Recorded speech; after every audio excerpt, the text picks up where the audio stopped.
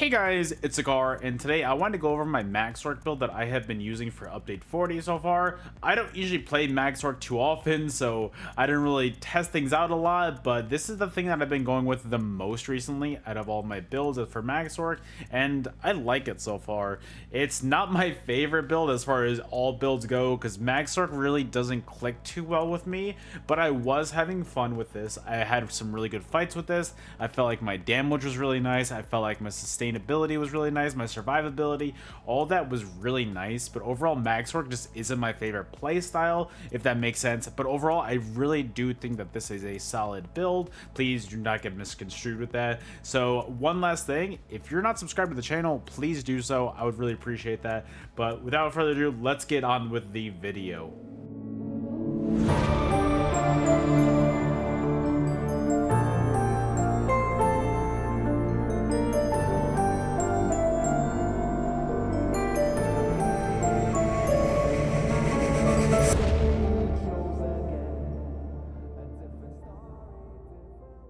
Alright, so let's look at our character sheet first. We are going to be a Breton on our MagSorc. Breton, in my opinion, is best in slot because you get that reduced cost passive on all of your magic, and in my opinion, that just really helps your overall sustain, and I just think that that's really best in slot for this. If you're not going to be a Breton, I think that High Elf will be pretty solid on this too. This build has plenty of sustain, so I think High Elf will give you a lot of extra damage, maybe even Khajiit to get that extra crit damage, but overall, I think that Breton's a really solid option. Our attributes are going to be 64 points into magic to give us a max magic pool of 33.7k and a max health pool of 28k and a max stamp pool of 14.5k. And then we're also going to be using the Mage as our Mundus Stone to increase our max magic as much as possible. And we're also going to be using our Artaeum Pickled Fishbowl. It's going to increase our max health by 4,700 and increase our max magic by 4,300. We're also going to be Vampire Stage Tree because Vampire Stage Tree gives us the Undeath passive, and that really makes us tanky the lower health we are. Moving on to our gear, we're going to be using Mighty Chudan as our monster set. Mighty Chudan is going to give us a line of armor, max health, and major resolve. So that means we do not need to use a major resolve buff on here. So that's going to increase our physical and spell resistance by 6k. That just frees up a nice slot on our skill bar. And I just really think it's necessary on this because MagSorc just has so many different skills that I want to use. I tested a few things and I just really felt like this was the best way to go. So again, Mighty Chudan medium helmet and well fitted with a max magic enchantment on it, and our shoulder is going to be a light Mighty Chudan with a well fitted enchantment on, or trait on it, with a max magic enchantment on it. Our chest piece is going to be a heavy trainee reinforced piece with a prismatic enchantment on it. That's going to increase our overall max health. Also, that prismatic is going to give us more stam and magic as well. Our first set on this is going to be our back bar set. We're going to be using Wretched Vitality. We're going to be using light Wretched Vitality gloves in Divines with a max magic enchantment on it. This is just going to give us a bunch of sustain. Casting a major minor buff in combat is going to give us a bunch of extra magic in the stam recovery. And really, besides that, you don't need to really build into sustain at all. Between that and also your race, being Breton, you really don't need to build into sustain. That's really more than enough right there, trust me. Also, we're going to be using a light Wretched Vitality sash in Impen. And then our other set is going to be our front bar set. We're going to be using Shattered Fate as our front bar. Shattered Fate, it's just a 5, 10, and 12 piece, so we're only using the 5 piece on this. It's just going to give you a bunch of penetration. It's going to give us 7,700 extra penetration. We're going to be using light Shattered Fate feet in Divines. It's just great. You're just cutting through people like paper. If you look at this, actually, let me bring this back up. Front bar, looking at this, our character sheet, we're having 16.4k pen at all times on this build, and overall, that is nuts. I really like that a lot. You're just cutting through people like paper. And then we're also going to be using light Shattered Fate legs in Divines as well with a prismatic enchantment on it. Our jewelry is going to be Shattered Fate, as our both necklace and our oh nope, sorry, just our necklace. Shattered Fate infused with a weapon and spell damage enchantment on it. Normally I would probably try and do something along the lines of arcane, but I wanted to try infused, and I really like the increase in my overall weapon and spell damage. That really was cool with this. It just made me feel like I was hitting a lot harder, and I really didn't feel like I needed to go really max magic all the way, because honestly, I felt like I had enough magic as it was. Also, did anybody else see that person in the back just run by? Did anybody else see? There's a person over there. I went to a secluded area to record, but okay, never mind. Never mind. All right, our mythic on this is going to be Death Dealer's Fate and the infused trait with a weapon and spell damage enchantment on it. Basically, what Death Dealer's does is it gives us stacks of health, magic, and stam while we're in combat. You get a stack every 2 seconds, and when you're at max stacks, which is 30 stacks, you get about, I think it's 2,800 extra magic, stam, and health. So really that just makes you a lot more tanky and beefy, and that gives you a bunch of extra max health. So our max health at this, when we're at max stacks, gets to about 31k, so it makes you a lot more beefy, and it's really nice, honestly. And then our other ring is going to be Ring of Wretched Vitality in the infused trait with a weapon and spell damage enchantment on it. Then our front bar is going to be a Shattered Fate Lightning Staff. We're using Lightning Staff because Lightning Staff buffs our direct damage, so that's why we're using that. It's going to be in the Sharpen trait to give us even more pen, and it's also going to be with a Disease enchantment on it. And then our back bar is going to be an Ice Staff of Wretched Vitality in the infused trait with an increased weapon and spell damage enchantment on it. Moving on to our skills, our main spammable on this build is going to be Crushing Shock. This is a nice source of damage. It's not going to do all of your damage, but if you weave this with all your other abilities, oh, trust me when I say that this ability is so nice. Comboing this with the other ones is so clean, and it is a great source of damage for this build. Hardened Ward, this is going to be a nice form of defense for your build. You get a 9k shield for 6 seconds, and that is going to be off of your higher max health or magic, so that's awesome. I really wanted to kind of build into a MagSorc at some point, but at this point, we're just doing the max magic one. Maybe in the future, I'll get to a max health one. I'm not sure yet. We'll see. And then also Mage's Wrath. This is going to be your execute on this build. So when your enemy's at low health, you try and hit this, and it'll be a nice little pop to get them to be executed, and it's great.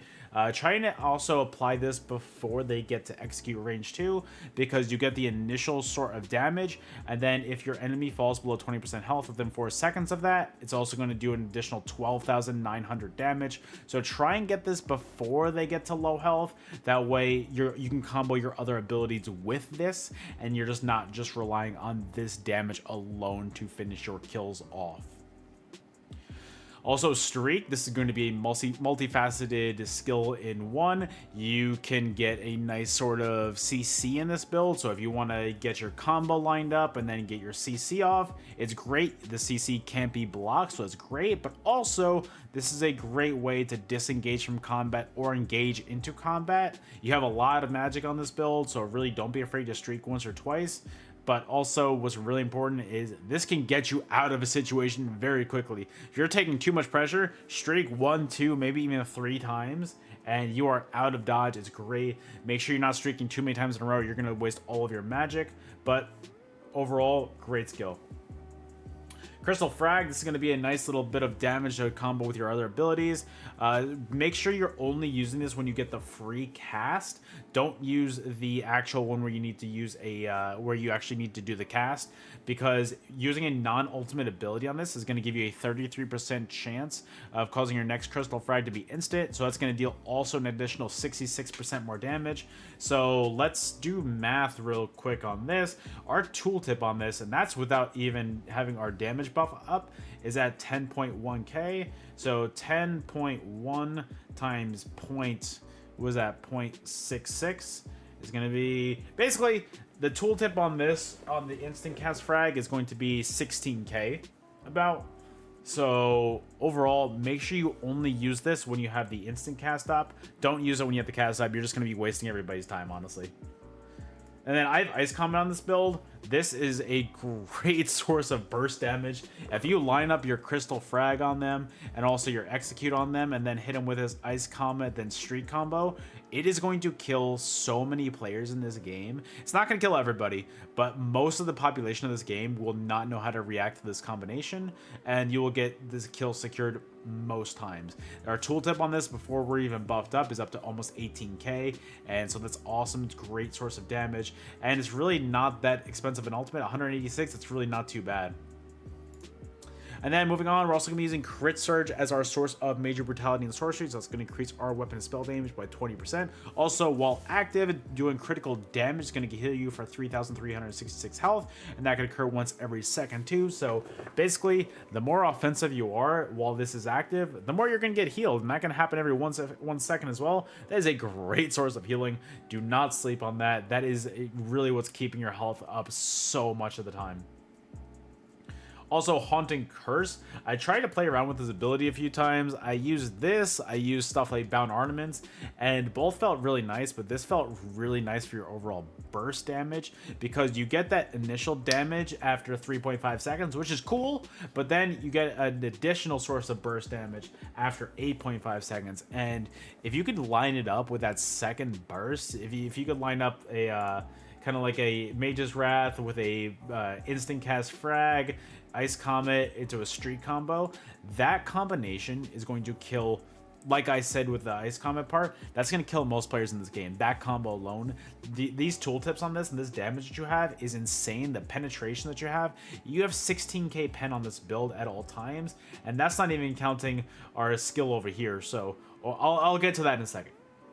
Also, Resolving Vigor, this is a nice 5-second heal over time. That's going to help you get right back up to full health. Also, you're going to get Minor Resolve, so it's going to increase your physical and spell resistance by 3k for 20 seconds as well. And then also Dark Conversion, you're going to be sacrificing your stam and getting back 10,200 health and 4,500 magic in return. So that's great to increase your overall sustain. Also, you're getting Minor Berserk as well by doing this, so that's going to increase your overall damage done by 5%. And then Ally Susceptibility, as I was saying earlier, you're going to get your pen increased even more. So applying this to your enemy is going to apply Major Breach to them. So it's going to reduce their physical and spell resistance by 6k. So basically, having this on your enemies, it gets your penetration up to about 22k on them at all times. So that is insane damage right there. I have been loving this. There's a reason why this skill has been meta for so long. It is so strong. There's absolutely no cast on, like, there's no cost on this at all, so it's just a free ability. It lasts for 30 seconds. Make sure this is on your enemy at all times. There is no reason not to have this on your enemy at all times. It is a free ability, and also every 7.5 seconds the enemy is going to be afflicted with a burning, chilled, and concussion status effects, so having status effects on your enemies at all times is huge.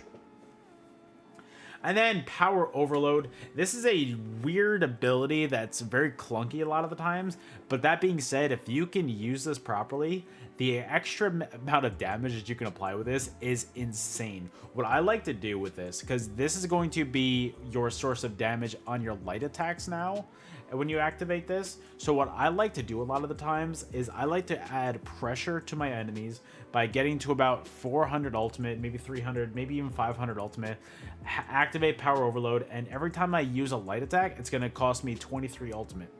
So basically what I do is I'll start casting, I'll start weaving my abilities, I'll do light attack with my Power Overload into Ally Susceptibility, light attack into Haunting Curse, light attack into, I don't know, Crushing Shock, but either way. And then I get to close to about 200 ultimate, and then I drop my Ice Comet on them, and the amount of pressure that you're applying on them at that point, a lot of players can't take that kind of pressure and they will crumble right over. The tooltips on these are absolutely insane, and I don't even have my major brutality buff up to show you guys, so it's really nice. And then moving on to our champion points, our blue slottables are going to be Deadly Aim, Mastered Arms, Untamed Aggression, and Ironclad. Our red slottables are Bastion, Survival Instincts, Sustained by Suffering, and Pain's Refuge. Please make sure you have Bastion on. That's going to increase your damage, your shield efficiency as well. So please make sure you have Bastion on. And then our green slottables, what we care about is Breakfall, Rationer, and Liquid Efficiency. And also, I am using tri potions on this build. It's going to increase your overall sustainability. It's going to give you health, magic, stam, and honestly, it's just what I use on all my builds. It's just the best way to go, in my opinion. It's the best bang for your buck. Tripods are just life in this game. And honestly, that's really the entire build. I hope that you guys enjoyed. If you guys like MagSorcs and you play MagSorcs often, tell me how this build compares to what you guys have been doing. I know I don't really play MagSorc too often, so please cut me a little bit of slack on that one. I swear, I'm trying my best on this. I will try and come back with better builds in the future if if they could permit. But overall, I really don't feel like I'm settling on this build. I really do like this one a lot. So please, guys, let me know what you think in the comments below. Liking the video also helps me out a bunch as well. And if you've made it this far in the video and you haven't subscribed to the channel, please do not forget to subscribe to the channel. It means the world to me, and I would really like to hit the 10K subs by the end of the year. We have a real nice goal right there. We're about a little over 2,000 off, so if you guys want to help me with that, please do that. It would really mean the world to me. But that's it from me, guys. Thank you so much for watching, and I will see you guys on the next video. Later.